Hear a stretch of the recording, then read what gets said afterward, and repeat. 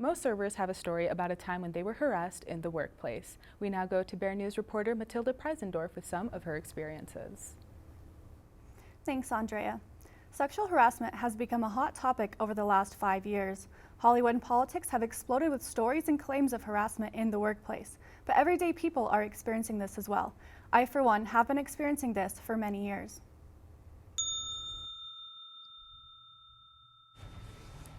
I was barely 16 when it happened for the first time.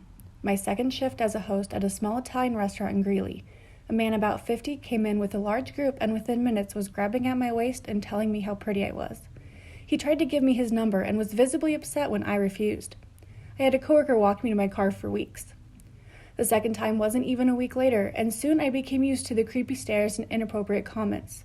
It didn't take me long to realize sexual harassment has become normalized in the restaurant industry. According to the United States Equal Employment Opportunity Commission, more than 170,000 sexual harassment claims were filed between 1995 and 2016. 83% of those claims were from women in the restaurant industry.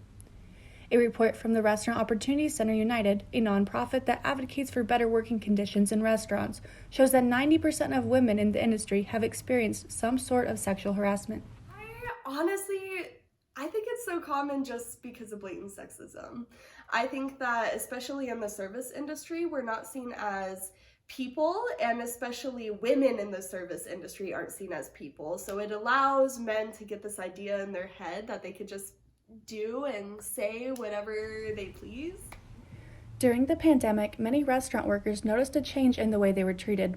According to a study by the City University of New York, 41% of restaurant employees reported a heightened amount of unwanted sexual comments from customers. I can no longer show my facial expression of disgust, so now I can because the masks have been lifted, but at the time, I couldn't really show any emotion, and you can't really say or do anything when you'll get in trouble for it, so.